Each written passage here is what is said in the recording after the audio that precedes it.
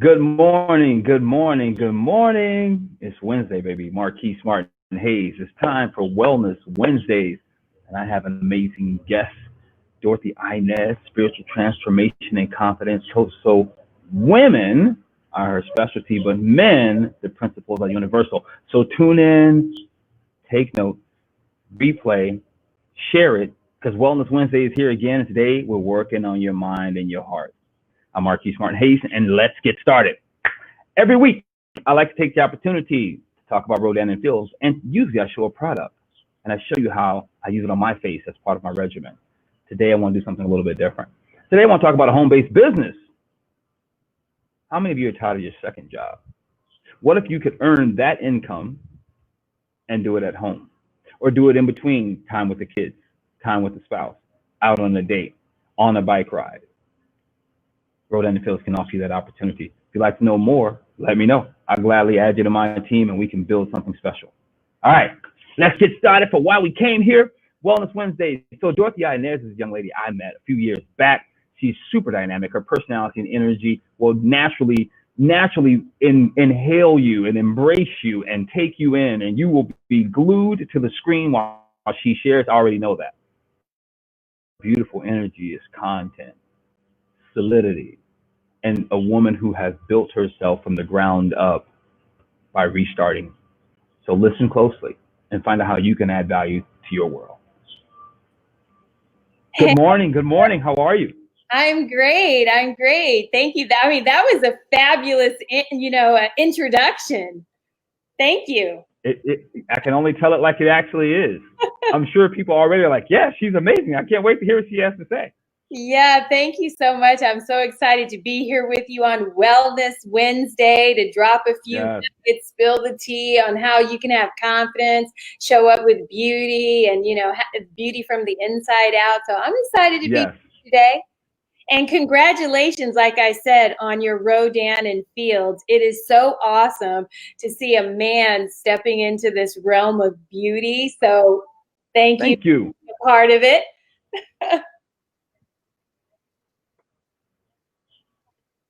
Man, it's my pleasure. I'm glad. It's an opportunity that I didn't even know was in front of me. I mean, as an actor, there's something I have to be mindful of with my skin and my face all the time. And I was doing an amazing job on the inside. And I've learned now to add some things on the outside that can make me amazing too. So Right. thank you for that. I appreciate it. You're welcome. Appreciate it. So listen, I before we get into the nitty gritty, Yes.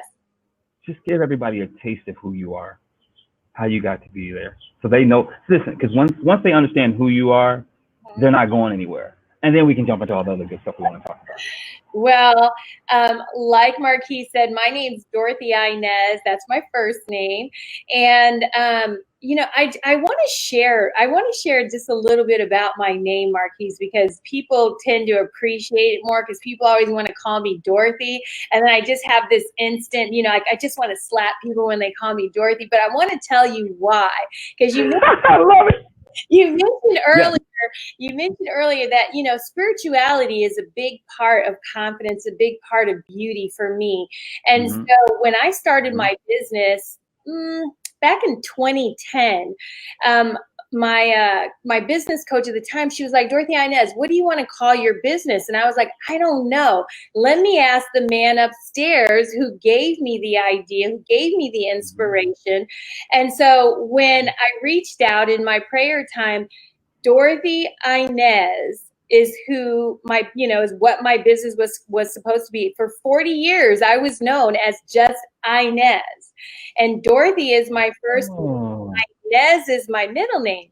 And I hate that name Dorothy. And because when you think of Dorothy, when you hear Dorothy, what do you instantly think of? The Somewhere, Wizard of Oz. right? And I didn't want, Yeah. I mean, everybody's like, Dorothy, where's Toto? But anyways, so Dorothy means gift of God, and Inez means with a Ah. pure heart.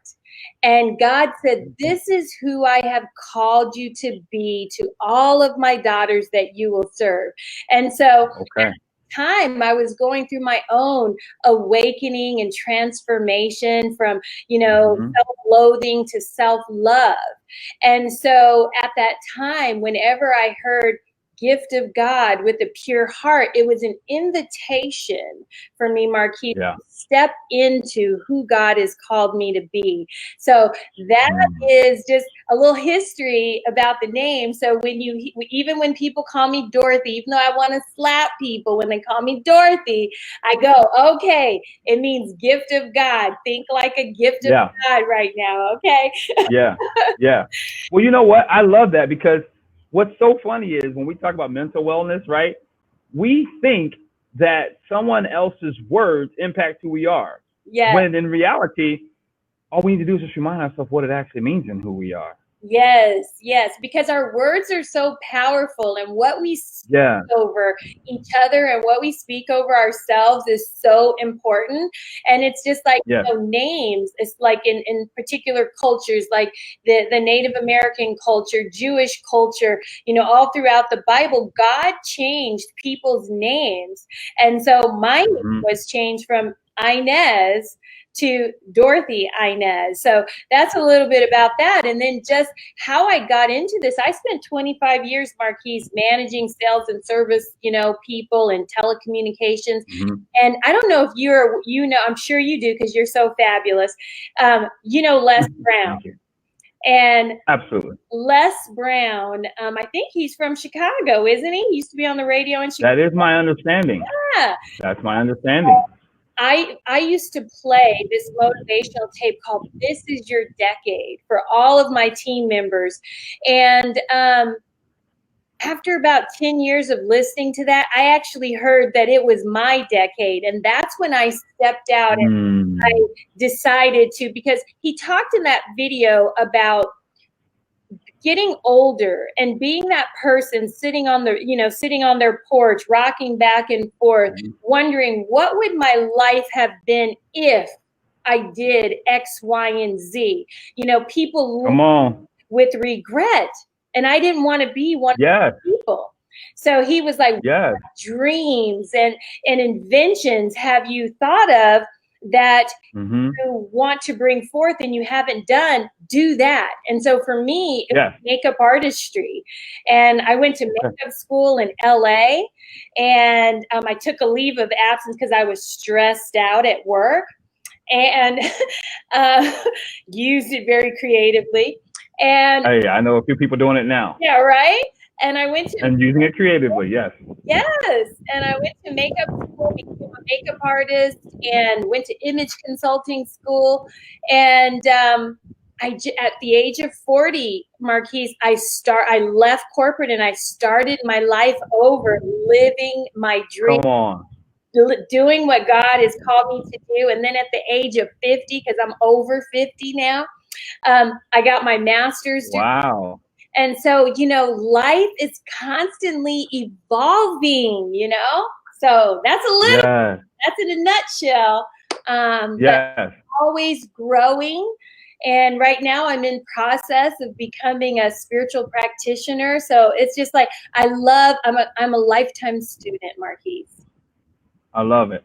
All right. So you've dropped a few things already just in your introduction. For those of you who have not picked it up, the reality that wherever you are right now is not too late. And Dorothy-Inez said something that I thought was pretty intriguing. She said, my name went from Inez to Dorothy-Inez. I'm like, no, her name was Dorothy-Inez the whole time. She just didn't acknowledge who she already was. And that's important because a lot of us are mentally ill because we're not acknowledged who we actually are. We're pretending and spending time.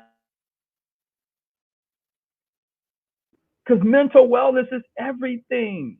It's everything. I was talking to someone yesterday and how we spend so much time trying to collect the things. There's nothing wrong with the things in and of itself, but the idea that it's not, we're going through the process, doing something we loathe, that we'd rather be doing something else, but we won't because it does something for us. I got it. It makes sense. But what a way to waste life. And you say something here, what you just said, doing something we loathe. And, I can't tell you how many women stay stuck in jobs they hate, situations that they hate and they just complain instead of doing something. How can you make that situation work for you? How can you make that job work for you? What is it that you were called to do? And step into the fear. Because anytime we stay, what I've learned, Marquise, is anytime we stay comfortable, there is no growth. And so you've got to push yourself. It's just like, let's talk about skin, okay? Because I'm an esthetician too. So skin, in order for skin to become more resilient, what do we have to do? We have to traumatize it. So that's exfoliation. That's, doing heal. All this stuff makes the skin more resilient. Well, in the same way, trauma in life makes you more resilient if you allow it to. Because I'm going to if you allow it. I'm about to drop a nugget right here. Are you ready for it, Mark? Are y'all listening to her? Because pay attention. So here's the thing, Marquise. I have learned life is always happening for me, not to me. Amen. Now, you can take that in and get that nugget. Life is always happening for you, not to you. Because it's in those situations that you grow, that who you were meant to be begins to be carved out, and you have to go through that to become who God has called you to be. You see? You know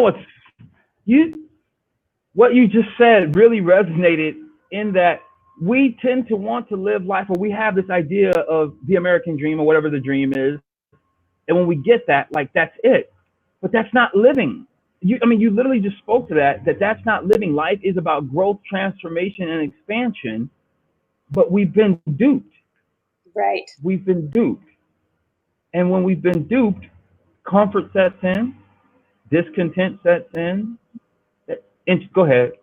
You just got me intrigued. So, okay, question. No, you I'm like, as you write, because as you get a little older, you need to take notes, because your mind, you forget stuff. So I'm taking notes. I like this growth, transformation, expansion. This true. So you're opening it up. How did you switch? Because you did it at 40, and I have some friends that are 40, some that are 50, who already know are miserable. But they keep doing what they keep doing. And I'm not upset with them. I understand it. The reality is they're only doing it because, yes, it helps take care of some other things. And that makes logical sense to me. It completely does. But there's still the lack on the other side, the internal lack. How did you make that switch at 40? You left corporate and just decided, I'm going to do something completely different. I'm going to tell you, it was scary because when it's trying to, for me at that time, I was still trying to live into my father's expectations of me, and I had to make it. It truly is a conscious choice.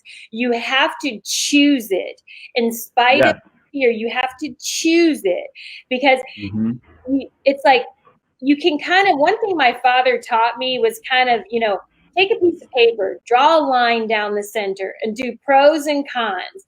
And when you begin to see the because we can rationalize in our mind, but taking a piece of paper and writing it down and seeing what are the pros and what are the cons of making whatever choice it is you want to make. And for me, there were more cons in not doing it because to me, it's like spiritual suicide to not do what I am called to do. Because see, each and every one of us was sent here on purpose, with a purpose. You're not just here to sit in front of the TV, even though you might think that's why you're here. That's not why you're here. Every person has a reason. Every person that comes into your path came to be a teacher during that day, and you are here to be someone else's teacher. So it's this constant exchange, Marquise, of energy, of teaching and helping each other grow.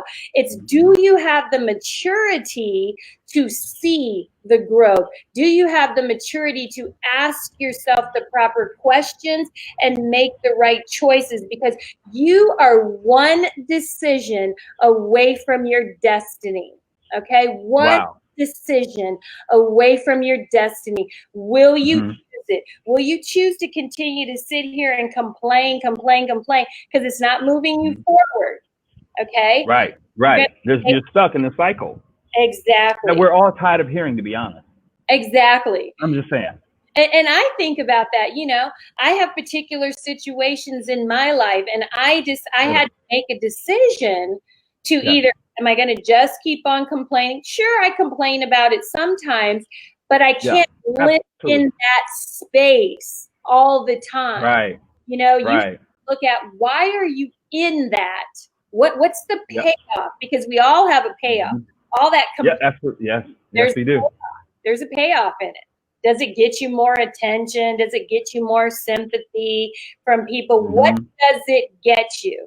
But if it's not Mm. closer towards your goals and dreams, you might want to think about that. So to answer your question, Dorothy-Inez, how did you make that switch?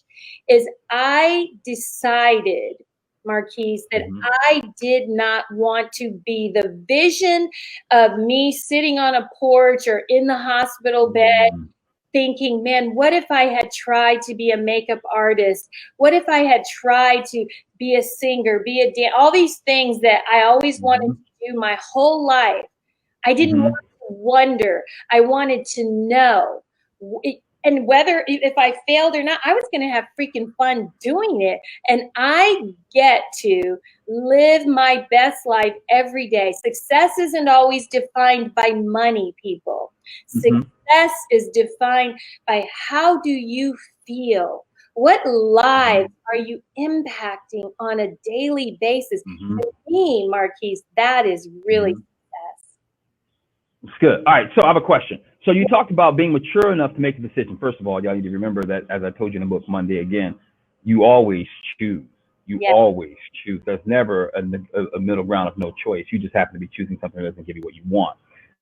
In your book, Discover Your Splendor, is that a first step for people who are like, all right, Dorothy, there's like the pros and cons. I can do that. I'll do that. And now I'm facing the, it's like it removes the emotion because you're looking at. There's no emotion. You just see this versus that.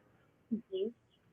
Tell me about Discover Your Splendor and how that might help that negotiation path somebody might find themselves on.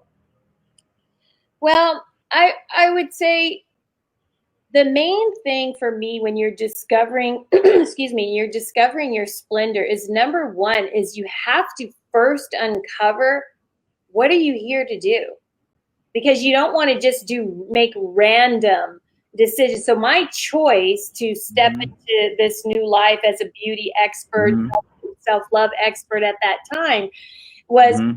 I had to first figure out why I was here, because Mm-hmm. your pain reveals your purpose. Okay, Say more about that. your Because most people don't know. They're so comfortable doing what they've been doing, and they're so disconnected from the Dorothy of Dorothy-Inez that they pain. don't know how to connect to that. Help them. So how you do that is you look at you have, first of all, it starts with the willingness to do the work. I had to do my work. You can't just jump in, Yeah, and it's gonna be work. you've got to be willing to do your own inner work first. So Mm-hmm. what does that look like? Do you need to release somebody? Do you need counseling? Do you need spiritual? Hold on. Hold on. Dorothy-Inez, you said, do you need to release somebody? I Mhm. know a whole lot of people that need to release somebody, but they don't know how. Mhm. You said it, not me, but I'm agreeing with you. Yeah, it's like it's like, at what point do we put ourselves first? At what Yes. point do you put your dreams and visions first? Because what I've Mm. learned, Marquise, is that when you have faith and you step out with that faith, God matches that. I mean, it's scary, but when you say, okay, God, because you are co-creating, this isn't your vision. Right. You might think Right. it's yours, but it's not, because God is Mm-hmm. operating in, through, as you, which a lot of people don't realize. Mm-hmm. Okay. Mm-hmm. Mm-hmm. And so Yeah. when you know that the one who's operating isn't you, it's Mm-hmm. you, universe, operating the Mm-hmm. Yeah. of that created everything. If you step into that power, that is where you have that's where you find courage. That's where you find confidence, Mark. Step away from the situation, or to say yes to things that you've been needing to say yes to, Yeah. but Yeah. so for me, it's all about a spiritual journey. That's how I got here, was learning to love me. Because when you love you, are you ready for it? When you You love better break this one down. when you love you, Marquise, you love the one who created you. So for all my people that are listening who are spiritual, you know, there's this scripture that says, love your neighbor as you love yourself. Get it twisted. They think they're supposed to love the neighbor first. They're all outside of themselves. When in fact, when you love you, the one who created you, you love the one who lives in you. So because the word says, greater is he that is in me than he that is in the world. She, it, whatever, however you label it. Sure, yeah. No matter what your beliefs are, because we're spiritual beings having a human experience. And so how do you move from that? It's tapping in and start doing your inner work. That's why I said spiritual counseling and regular counseling, so that you begin to develop that muscle that allows you to make these very difficult but powerful and transformational experiences. Question. Yeah. I know a lot of people that say they love themselves, but how they treat other people, how the words that come out of their mouth are all indicators they do not love themselves. So I love myself. But it's so disconnected, right?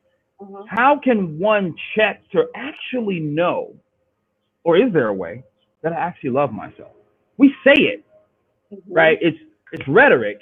Right. How can we really, is there a tool or a self-check we can do to find out, do I really love myself? If you really love yourself, then you will love other people, because when you begin to understand that you are one with all of creation, all things, how you treat another person is how you treat yourself. That we're doing when we show, it's exactly what you just said, Marquise. How you're treating somebody else is really a reflection of what's going on the inside of you. Because you can say that you love yourself, but you're just the ugliest person, and people feel, and ugly doesn't mean physical. You see, people want to associate beauty with the outside, because see, I can tell you this from personal experience. I was pretty on the outside, still am, but you're still pretty. Don't come on now. That's what I said. Still am, but was ugly on the inside. And so when you see a woman, we've all seen it, Marquise, man or woman. You can be all cute on the outside, but the minute this thing opens up, ugly is what shows up, not beauty, not self-love. And so self-love is about not only loving the one inside you, because see, when you've got this together, what flows out of this is love, beauty, prosperity, all of that.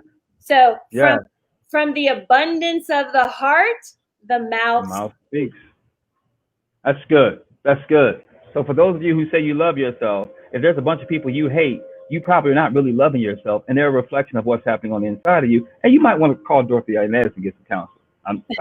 That's why it's on Wednesday. She's trying to help you. I'm trying to help. It's here. You tuned in for a reason, not accidentally. Okay. All right. There are no accidents. There are no accidents. There are no mistakes. There are only mistakes. So, you know, like take one, take two, you know. Yes. Every moment you have an opportunity to be different, to show up differently. All right. So, because I want to get into what you're moving towards now, but I also, excuse me, I also want to talk about success in high heels. Talk to me about that. Because one of the things I love about you that we've not gotten to and I want you to unpack is I know a lot of powerful women, but That's not the same, right? There's like a lost sense of who they are as a person and their femininity to be so powerful when they don't have to be separated. Like I love on your cover of that book you have on pink heels, right? Like success is such a powerful, strong word, and in high heels, like that still reflects the femininity that's available and yet still being powerful. Can you tell us a Right. little bit about that? So, being there, there's a difference between, we think of masculine and feminine, and we think of masculine as Mm-hmm. male, feminine as female, but yet we Mm-hmm. have, as both, they're really about energies, Absolutely. you That's know, correct. masculine That's and correct. so success in high heels was really about being in that feminine, being in that flow of success rather than pushing your way, which a lot of Mm. women try to push their way to success. That's where you get energies like competition and things like Mm-hmm. that versus collaboration. And so that book was a compilation of stories of other women who found, found their purpose. Why are they here? And Mm-hmm. what were they meant to do? But really allowing life to lead you. Like I said, your pain reveals your purpose. That's being in flow. How can I Hold take on. Hold on. You just said something. You've been talking about flow, and I love it, and I'm in. But you said a phrase Mhm. that does not settle, does not settle in American culture. Allowing life to lead you. Mm. That's huge Mhm. because we are like, no, this is the plan. I got to do this. I got to do that. And then life happens, and then we're disgruntled, we're frustrated, we're lost, we're disconnected. And as you said at the beginning, things don't happen to me, things happen for me. How do you allow life to lead you? Like that concept doesn't fit our Western mindset, Dorothy-Inez. You're messing with us, and that's not right. Messing with your heads. I'm messing with you because it again being a rehabilitated control freak. Um, Come on, you come know on. that was so hard because you have a plan and Mm-hmm. you're like, oh, it should look like this, but that's not how it's coming. And what that creates is disease, dis-ease in the body. It creates stress when you don't allow life Mm. to just flow, because life is always what? Happening for you. And Yes. so when you don't get that job, you can be like, well, okay, life is always happening for me. I know the right thing is on the way. Mm-hmm. But Mm-hmm. the key is now, Marquise, is people have to be in action. Okay. You still have to be Okay. in action. It doesn't mean sit here and just lollygag around, Right. all woo woo. Right. No, no, no, no, no.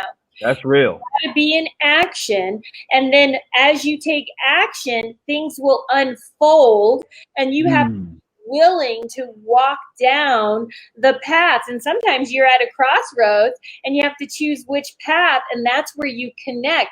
This is why spirituality is such a huge part of Mm-hmm. success. You'll find like Mm-hmm. Miracle Morning, if you've read that book, Miracle Morning, I haven't read that. Okay. you should check that book out. It's amazing. It's a book that shares all of the morning habits that rich people have. Almost all of them have some Miracle Morning. Okay. spiritual practice. And so when Mm-hmm. you tap in each and every day, that is where you get your guidance. What am I going to do today? What should I Mm-hmm. take, this job or that job? I got two options, guy. Mm-hmm. Which one should Mm-hmm. we do? Okay, not I. Mm-hmm. Which one should we Mm-hmm. do? Which one? Because you're Mm-hmm. always co-creating. And so Yes. yes, Ooh, that's good. it's definitely different, like you said, from our Western mindset to take some of these Mm-hmm. Eastern principles and put them Mm-hmm. in, because they bring, especially right now during this time, the more Mm-hmm. we can tap into some of these principles, it just brings peace, because a lot of people are worried about their job. Check it out, like you. It's like, who knew you were going to be doing Rodan and Fields? Okay, I didn't. I you had no clue. Yeah, who knew? But I had no clue. yeah, and but you were open. The name of that book, John, is Miracle Morning. Yes, that was it. But Awesome. you have to be willing to allow life to happen. And like I'm going to tell you, I'm doing Mary Kay. Well, I had no plans of doing Mary Kay. I'm confident, confidence and beauty. It flows with what I do, but I was open to the possibility that this opportunity present. And so being in flow, because that might be where your miracle comes from. Whoa. Being in flow with what doesn't look like what you want, the pain, the challenge, the discontent, the disruption might be where your miracle comes from. If you flow, if you're co-creating and checking in, if you're checking the pulse, not on what's outside, but what's on the inside. This is good, Dorothy-Inez. Yeah. This is good. I need to bring it, so I'm trying to bring it for you. I'm trying to bring it for the people. If they're not getting it, I can't. Look, we're doing everything we can, and you are spilling the beans today. Like, really? Yeah. So I hope the people are catching what I'm throwing down, today. I hope so. All right. Thank you for that. I just want you stuff. Thank you for asking me these good, juicy questions. And then you visit these books I haven't looked at in so long. This is great. Well, they're international bestsellers. They need to be known, right? They're a part of who you are. They're tools that people can pick up if they can't get a hold of you, which they can, but if they can't, and they want to just read, they can get started. We're trying to help them become more well in the mental arena and the spiritual arena today. So one of the questions that I've been eager to ask, what are you working on and what are you anticipating over the next year or two? What do we have to look for? For those of you who've been following you already, what do we have to look forward to? What's birthing in you? What's next that you can share? And what do you see as it relates to what's happening now and how what you're doing fits in all that? Like, share with us. Well, right now, what I'm looking at creating we're working on some type of, like a group coaching program where people can access me on a monthly basis, so that we have spiritual teachings, we have life, types of teachings, beauty, all the things. It's beauty, spirituality, mindset, health and wellness. I told you I'm always getting some certifications. I'm a health coach now. It's good.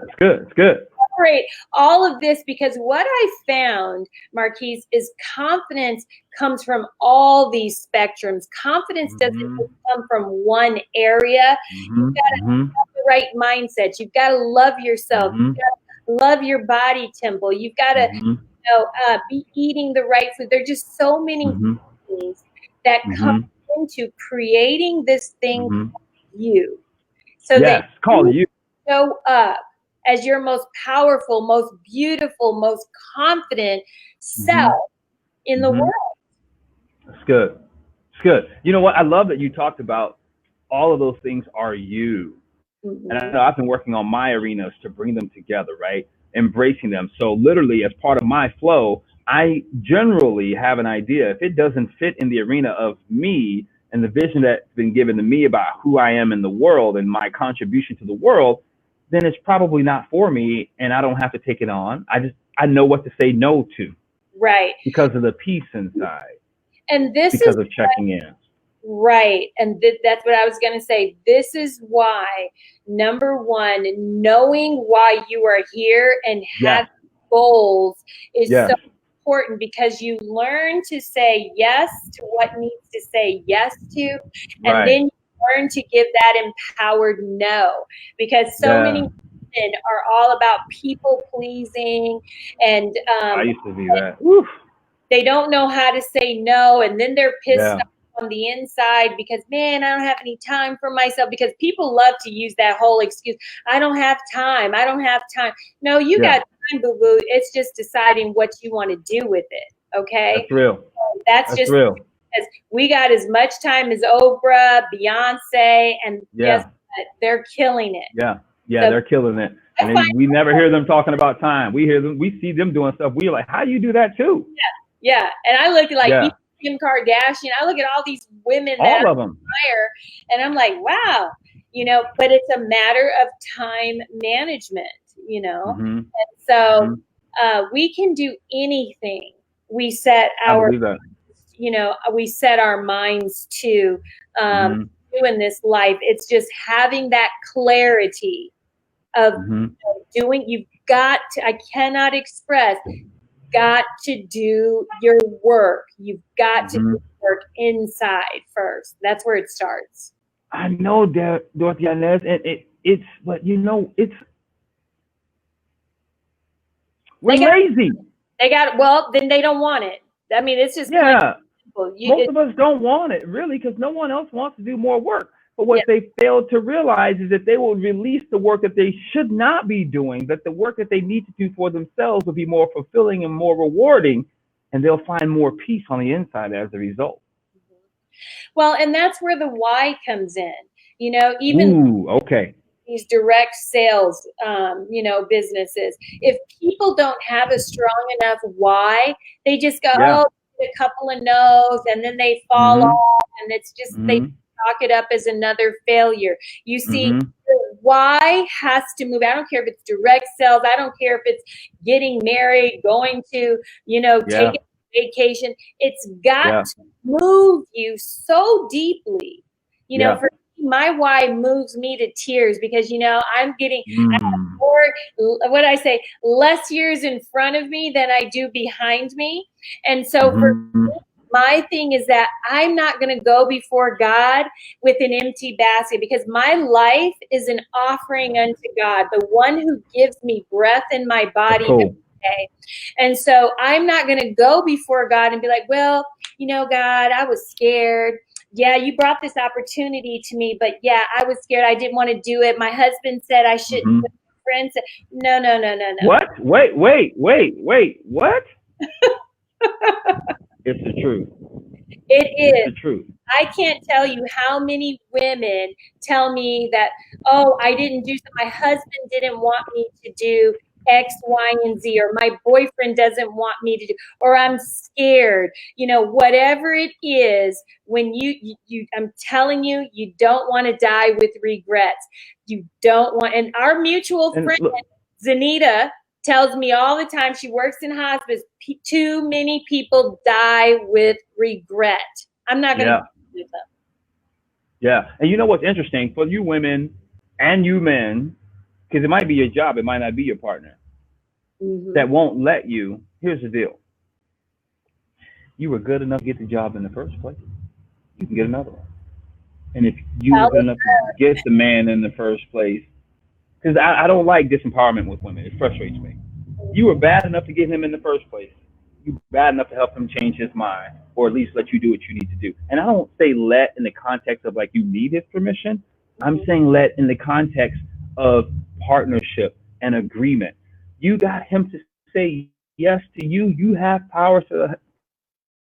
Y'all better wake up, man. Like there's so much power available, but when it comes time to value, we often diminish. Oh no, I can't. Come on, and men. Oh, you Mr. Macho, you're the man. You can do this out, man. You step to me. What? What decision? Come on, where's that then? And a lot of times you're messing with me, and I have to mess with them, and we're having a party. Yep. And a lot of times. Say that again.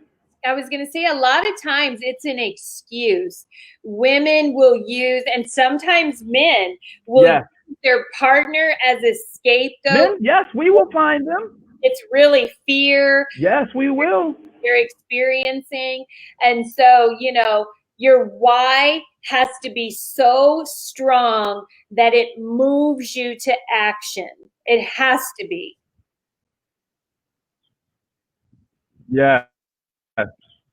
Yes. How do we discover our why?